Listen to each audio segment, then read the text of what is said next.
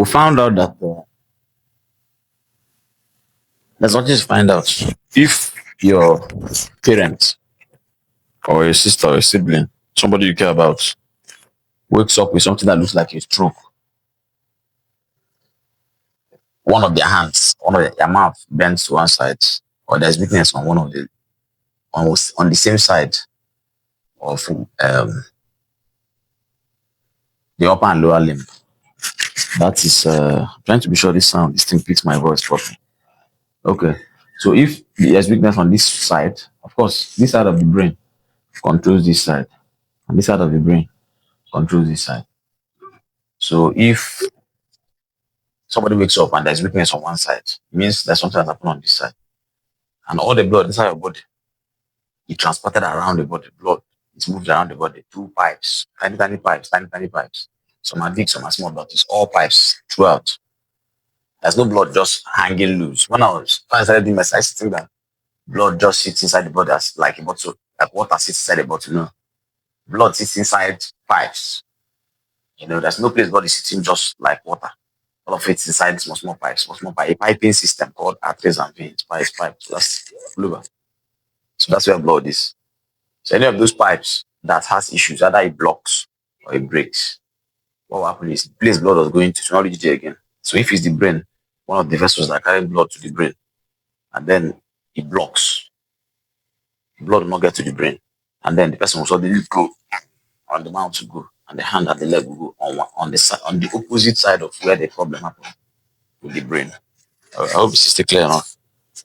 Okay, so if one of the pipes also breaks, and blood spills on the floor, not on the floor literally, but blood spills, it means the travel to that part of the body also has been affected, because blood will not get beyond that break. It gets to the break and then it spills. Gets to the break and then it spills. So blood doesn't get there.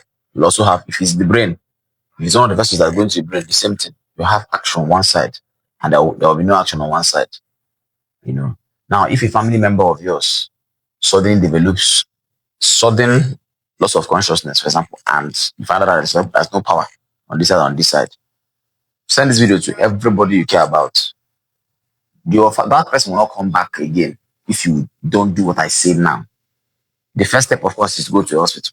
When you get to the hospital, you can ask them that you're ready to do a scan, because it is only a scan that will show us if it is a blockage that happened or a breakage that happened. And usually when people have this type of problems, you can't tell their BP is high. But that high BP may be the cause or may not be. In fact, the high BP may be the solution. So if we're dealing with the piping that is blocked and the blood pressure is high, high BP is almost like, high BP looks like this, that's what high BP looks like. So this is a pipe and the blood pressure inside the pipe is high. So there's a lot of force going through the pipe. So if there's a block, you want that force to be there, so that is to knock that whatever it is that block that place off. So if somebody is suffering from stroke because the piping system got blocked and the blood pressure is high, the correct thing is to leave the blood pressure, because it will force that. There's a chance it will force that blockage off. But if somebody is having stroke because the piping system to the brain broke, you agree with me that if this thing is pipe and then and it breaks, if this stays there, it will further break other ones. And the moment you have a break like that, immediately the body makes an attempt to create new ones just to save the brain. And then there's still inside the vessel, there's still high pressure inside the vessel. It will break those new ones if you broke the old one. So if it is this type and there's high blood pressure, you're supposed to reduce the blood pressure so that we don't continue getting damage. The problem is that when there's a stroke, nobody knows what it is. We don't know if it is the breaking type or the blocked type. And when you're wasting time waiting for the doctor to wait for some people even come to the hospital after a day or two, that brain will not come back to normal again. If you want your relative, if you want your somebody you love, it can happen to anybody. It can happen to even me. So send the video to my own siblings. When you see the video and you know my siblings, forward it to them. Forward it to my own people. While you forward to your own people. Share it. Let them know. In the first 2 hours, you should get a scan to know what type of stroke is this. Is it the type that blocked or the type that broke? So that we'll now know exactly what to do with the BP, of course, number one. Then number two, if you're dealing with a breakage, how you manage it will be different from if you're dealing with a block. Are you seeing? People will come to the hospital and stay in this our setting, sometimes 24 hours.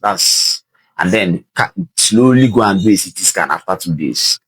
That's why the patients never recover. You see them, that deficit will just stay there with them. You now say he had a stroke. A stroke is not a death sentence. People bounce back completely from a stroke, sometimes 24 hours. That's what you call a partial stroke. You can make a complete stroke partial if you move on time. So you're supposed to get what I'm talking about done in the first 2, maximum 3 hours of that event. If possible, go straight to a place where you can get a scan done. A CT scan, a non-contrast computed tomography scan, a non-contrast CT scan. First, carry the result and now go to the hospital. So that management will start immediately. You'll be surprised. Your relative, whoever it is, no matter how old they are, will come back to what they used to do. But you have to move fast. Time is brain in this situation.